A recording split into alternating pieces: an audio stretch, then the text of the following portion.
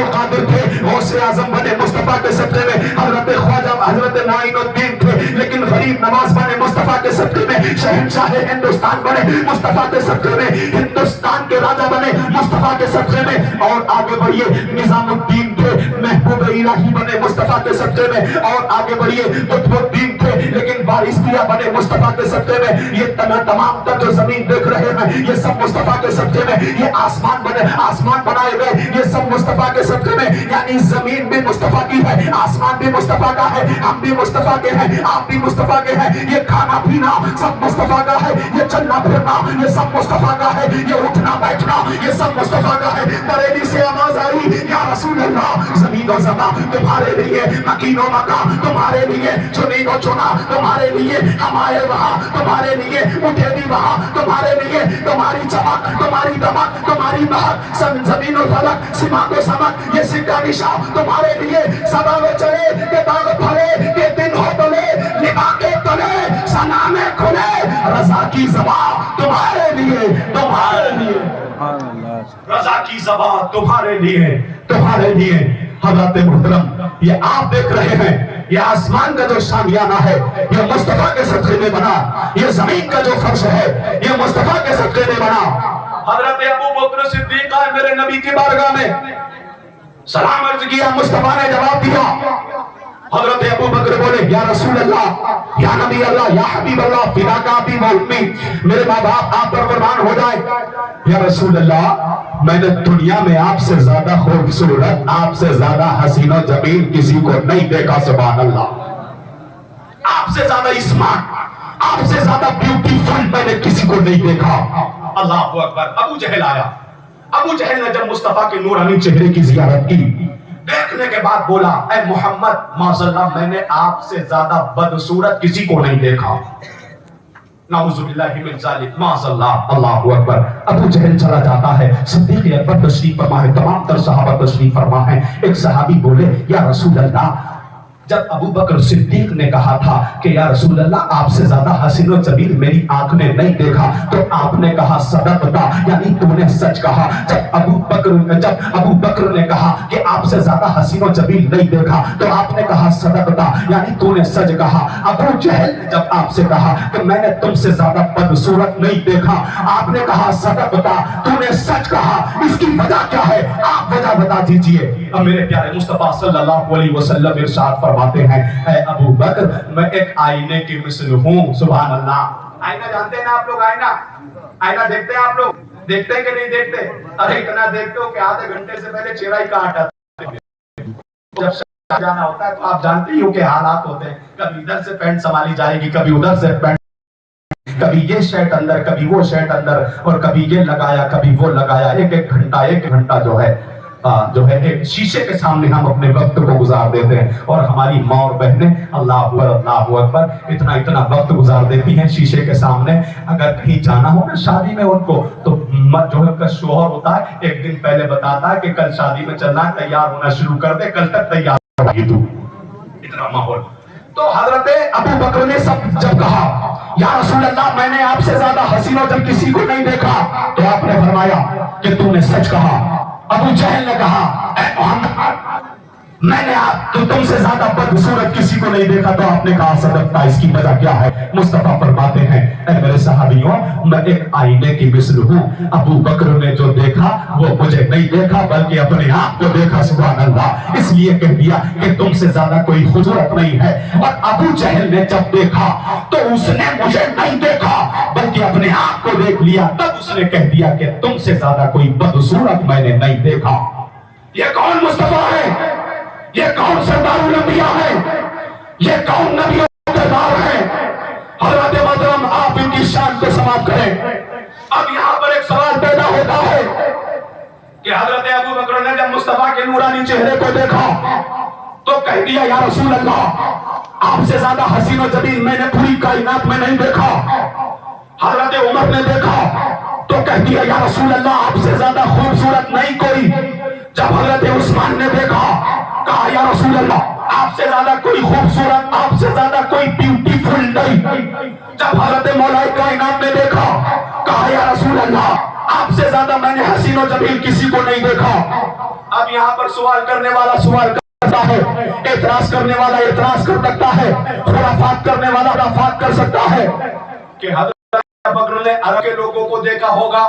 ہو سکتا ہے کہ عرب کے علاوہ امریکہ میں کوئی مصطفیٰ سے زیادہ خوبصورت ہو سکتا ہے کوئی افریقہ میں کوئی مصطفیٰ سے زیادہ خوبصورت ہو, کوئی ہالینڈ میں مصطفیٰ سے زیادہ خوبصورت ہو, کوئی نیوزی لینڈ میں مصطفیٰ سے زیادہ خوبصورت ہو, کوئی انگلینڈ میں مصطفیٰ سے زیادہ خوبصورت ہو, کوئی سری لنکا میں کوئی مصطفیٰ کے زیادہ خوبصورت ہو. تو ابو بکر نے اتنے ملک نہیں گھومے, عثمان نے اتنے ملک نہیں گھومے, علی نے اتنے ملک نہیں گھومے, ابو طلحہ نے اتنے ملک نہیں گھومے, ابو ہریرہ نے اتنے ملک نہیں گھومے. اعتراض کرنے والا کر سکتا ہے کہ کیسے کہہ دیا؟ اگر پوری دنیا کو دیکھا ہوگا تو کہہ دیتے کیا ٹھیک ہے, بات صحیح ہے. لیکن حضرت ابو بکر نے عرب کے لوگوں کو دیکھا ہوگا, عجم کے لوگوں کو دیکھا ہوگا, عرب کے آس پاس جو چھوٹے موٹے دیش ہیں ان کے لوگوں کو دیکھا ہوگا. لیکن ابو بکر نے کیسے کہہ دیا کہ میں سب سے زیادہ حسین و جمیل ہے. اللہ اکبر. اب آئیے ایک ایسے شخص کی آپ سے ملاقات کروانا چاہتا ہوں جس نے امریکہ کے لوگوں کو بھی دیکھا ہے, افریقہ کے لوگوں کو بھی دیکھا ہے, انگلینڈ کے لوگوں کو بھی دیکھا ہے, ہالینڈ کے لوگوں کو بھی دیکھا ہے, نیوزی لینڈ لوگوں کو بھی دیکھا ہے, امریکہ کے تمام تر خوبصورت لوگوں کو دیکھا ہے, سری لنکا کے لوگوں کو دیکھا ہے, ہندوستان کے لوگوں کو دیکھا ہے, پاکستان کے لوگوں کو دیکھا ہے. وہ ذات کون ہے اور نام کس کا آتا ہے؟ وہ نام ہے فرشتوں کے سردار حضرت جبریل علیہ السلام کا. سبحان اللہ. کس کا نام آتا ہے؟ حضرت جبریل کا. اب حضرت جبریل کی بارگاہ مقدسہ میں عالم تصور میں کسی نے سوال کر دیا, اے جبریل تم سب کو جانتے ہو, تم انسان کو بھی جانتے ہو, تم جنات کو بھی جانتے ہو, تم حیوانات کو بھی جانتے ہو, تم جمادات کو بھی جانتے ہو, بچوں کو بھی تم جانتے ہو, بڑوں کو بھی تم جانتے ہو, بوڑھوں کو بھی تم جانتے ہو, عورتوں کو بھی تم, چھوٹے بچے ہیں ان کو بھی جانتے ہو, یہاں تک کہ امریکہ, افریقہ, ہالینڈ, نیوزی لینڈ, انڈونیشیا اور سری لنکا تمام تر لوگوں کو آپ جانتے ہو. کیا آپ نے دیکھا کہ نبی سے زیادہ کوئی خوبصورت ہے؟ تو حضرت جبریل کیا ارشاد فرماتے ہیں, اے لوگوں میں نے کبھی محمد سے زیادہ کسی کو خوبصورت نہیں دیکھا. میں پوری دنیا میں گھما ہوں, ساتوں آسمان میں گھما ہوں, نہ کوئی فرشتہ محمد سے زیادہ خوبصورت ہے, نہ کوئی انسان محمد سے زیادہ خوبصورت ہے. مجھے بریلی کے امام احمد رضا کی زبان میں کہنے نہ دیا جائے, یہی بولے سدرا والے چمنے جہاں کے ڈھالے, یہی بولے سدرا والے چمنے جہاں کے ڈھالے, سبھی میں نے چھان ڈالے, تیرے پائے کا نہ پایا, کوئی یک نے یک بنا, تجھے یک نے یک بنایا, تجھے یک نے یک بنایا, تجھے یک نے یک بنایا. وہی رب ہے جس نے تجھ کو ہم وطن کا بنایا, ہمیں بھیک مانگنے کو تیرا آستہ بتایا, ہمیں بھیک مانگنے کو تیرا آستہ بتایا, تجھے حمد ہے خدایا, تجھے حمد ہے خدایا. یہ وہ سردار الانبیاء ہیں, شہنشاہ کون و مکان ہے. آئیے میں آپ کو لے کر چلتا ہوں. ایک مرتبہ میرے نبی حضرت عائشہ صدیقہ رضی اللہ تعالیٰ عنہا کے حجرہ مبارک میں تشریف فرما ہے. حضرت عائشہ کو اپنی چادر دیتے ہیں, عائشہ سے بولتے ہیں, اے عائشہ اس چادر کو پاک کر دو, اس چادر کو دھو کے ڈال دو. اب حضرت عائشہ صدیقہ رضی اللہ تعالیٰ عنہا, جاڑے کا موسم ہے, مصطفیٰ کی نورانی چادر کو لیتی ہیں, کملی کو لیتی ہیں, لینے کے بعد جو ہے جاڑے کا موسم ہے, کوڑا بہت پڑ رہا ہے, آپ اس کو پاک کرتی ہیں, آپ اس کو دھوتی ہیں. دھونے کے بعد کیا ہوتا ہے, دھوپ ہے نہیں, جاڑا بہت پڑ رہا ہے, کوڑا بہت پڑ رہا ہے, سامنے تنور جل رہا ہے. اب حضرت عائشہ صدیقہ رضی اللہ تعالیٰ عنہا اس چادر کو لے کر جو مصطفیٰ کی ہے, اس چادر کو لے کر جو محمد کی ہے, اس چادر کو لے کر جو جنتی ہے, اس تنور کے سامنے کھڑی ہو جاتی ہیں تاکہ آگ کی لپیٹ میں, آگ کی جو ہے تبش میں یہ چادر سوکھ جائے. محمد صلی اللہ علیہ وسلم تشریف لے کر آ جاتے ہیں, میرے نبی آ جاتے ہیں, سردار الانبیاء آ جاتے ہیں.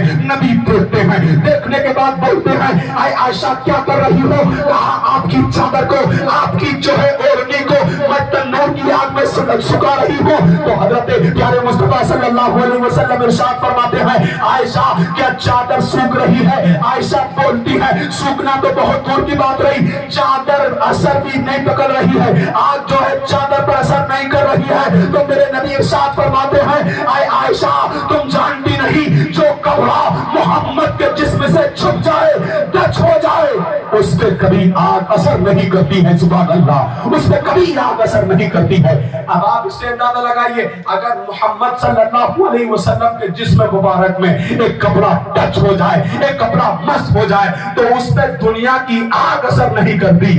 اب یار جس کے دل میں مصطفیٰ کی محبت ہوگی, جس کے دل میں حسین کی محبت ہوگی, جس کے دل میں حسن کی محبت ہوگی, جس کے دل میں حضرت فاطمہ کی محبت ہوگی, جس کے دل میں علی کی محبت ہوگی, اب مجھے بتاؤ اس کے جسم پہ جہنم کی آگ اثر کر سکتی ہے؟ بتاؤ اثر کر سکتی ہے؟